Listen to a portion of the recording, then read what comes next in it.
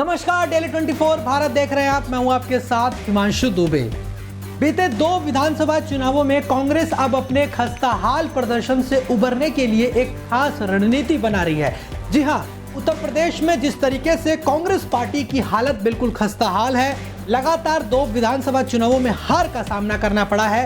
और इससे पहले लगातार पिछले 30 सालों से कांग्रेस पार्टी उत्तर प्रदेश की राजनीति से बिल्कुल दूर है, सरकार बनाने में नाकामयाब साबित हुई है। तो अब ऐसे में कांग्रेस पार्टी एक खास रणनीति बना रही है, जिसके तहत कांग्रेस पार्टी 2027 में किस तरह से इंडिया अलायंस के साथ मिलकर उत्तर प्रदेश में अपने आप को स्थापित करना है, उसके लिए रणनीति कांग्रेस पार्टी बना रही है। आपको बता दें कि इसके लिए अभी से काम करना जो है शुरू कर दिया है। वही 2024 के पहले 2 लोकसभा चुनावों में आपको बताएं कि जिस तरीके से लोकसभा चुनावों के पहले लगातार हार का सामना करना पड़ा था, लेकिन जिस तरह से अब 2024 लोकसभा चुनावों में कांग्रेस पार्टी ने अच्छा प्रदर्शन किया है पूरे देश भर में। और यूपी की बात करें तो यूपी में भी कांग्रेस पार्टी कई सीटों में जीतने में कामयाबी हासिल करी है। तो ऐसे में अब कांग्रेस पार्टी को एक उम्मीद की किरण दिखाई दे रही है।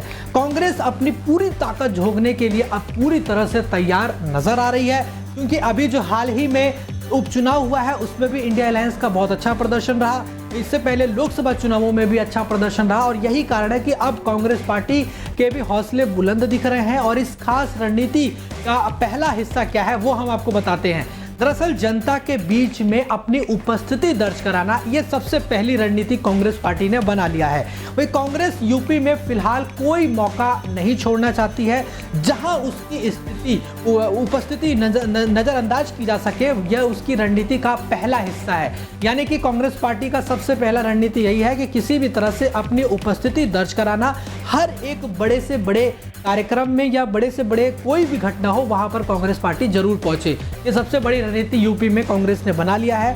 वही कांग्रेस पार्टी की बात करें तो यूपी में कांग्रेस पिछले 3 दशक से ज्यादा वक्त से सत्ता से दूर रही है। अपने बूते सत्ता की वापसी की बात करें तो ये तो बहुत ही दूर की बात है। कांग्रेस सत्ता में हिस्सेदार भी नहीं रह पाई है पिछले 3 दशकों में। वे बावजूद इसके कांग्रेस की स्थिति पिछले 2 विधानसभा चुनावों तक इतनी तो थी कि वह कुछ एक विधान परिषद में भेज सके या फिर राज्यसभा के लिए कुछ जोड़ तोड़ कर सके, लेकिन फिलहाल वह इस स्थिति में भी नहीं है। अब ऐसे में इस बार लोकसभा चुनावों में उसे कुछ ताकत मिली तो वह प्रदेश में अपनी सियासी जमीन तलाशने में जुट गई है। इसकी पहली कड़ी है कि वह जनता के बीच दिखाई दे रही है, वह जनता के बीच में पहुंच रही है, और आने वाले कम से कम 6 महीने तक कांग्रेस इसी नीति के तहत काम भी करेगी। इसके बाद भी उसका दिखना तो कम नहीं होगा, लेकिन नीति का अगला फेज शुरू हो जाएगा। उसके तमाम पहलुओं पर फिलहाल दिल्ली में मंथन चल रहा है और अगले कुछ दिनों में इस पर फैसला भी हो जाएगा। यानी कि जिस तरीके से उत्तर प्रदेश में अजय राय को बागडोर दी गई है, और खुद कांग्रेस के जो अध्यक्ष रहे हैं पूर्व अध्यक्ष राहुल गांधी, वो भी लगातार उन्होंने मोर्चा संभाल लिया है और वो लगातार एक्टिव नजर आ रहे हैं। और खास तौर पे जिस तरीके से हाथरस की बात कर ले या फिर पेपर लीक की बात कर ले, हर एक मुद्दे पर वो विपक्ष यानी कि सरकार को घेरने का पूरा प्रयास कर रहे हैं। कोई चुनाव बाद से ही नहीं छोड़ा था। आपको बताया कि जिस तरीके से लोकसभा चुनाव के नतीजे आने के बाद से ही कांग्रेस ने ऐसा कोई मौका नहीं छोड़ा है जहां वह अपनी उपस्थिति जनता के पक्षधर के तौर पर न जता सके।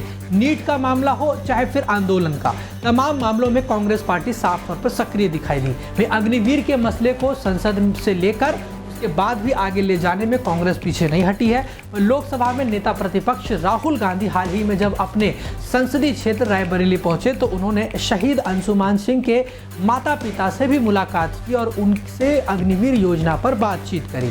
जिसके बाद कहीं ना कहीं वो जो शहीद परिवार है वो भी राहुल गांधी तो उन्होंने मदद की गुहार लगाई, और जिसमें राहुल गांधी ने आश्वासन भी दिया कि वो उनके परिवार के साथ खड़े हैं। इसके पहले हाथरस कांड की बात कर ले तो यूपी के कांग्रेस चीफ जो है अजय राय पीड़ित परिवारों से मिलने के लिए पहुंचे थे, और ठीक अगले दिन राहुल ने मृतकों के परिजनों से मुलाकात की।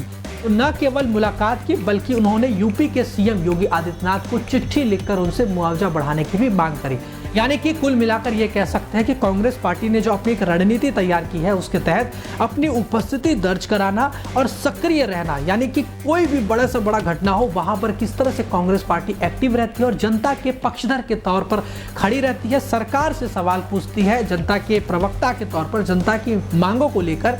बहरहाल अब ये देखना होगा कि क्या जनता इस पर कितना भरोसा जताती है और क्या वाकई में 2027 में कांग्रेस का जो 3 दशकों का एक सूखा कह लीजिए, जो कि कांग्रेस पार्टी 3 दशक ऐसे हो गए जब कांग्रेस पार्टी सत्ता से दूर रही है। तो क्या 2027 जो मिशन कांग्रेस ने तैयार कर लिया है, मिशन 2027, तो क्या उसमें उसको सफलता मिलेगी? और क्या इसकी सबसे बड़ी जो बागडोर वो खुद राहुल गांधी ने संभाल रखी है? ये तो खैर आने वाले समय में ही बिल्कुल स्पष्ट हो जाएगा, लेकिन जो अभी रणनीति बनाई है वो कहीं ना कहीं कारगर साबित होती हुई दिखाई दे रही है। और इसी तरह से आगे क्या रणनीति रहेगी, इस पर भी लगातार मंथन जो है कांग्रेस पार्टी में चलता हुआ दिखाई भी दे रहा है। बहरहाल देखना होगा कि जनता कितना इस पर विश्वास करती है और किस तरीके से कांग्रेस पार्टी को इसका लाभ 2027 के चुनावों में देखने को मिलता है। अभी के लिए बस इतना ही। बाकी देश व दुनिया की तमाम बड़ी खबरों को देखने के लिए आप देखते रहिए डेली 24 भारत। नमस्कार।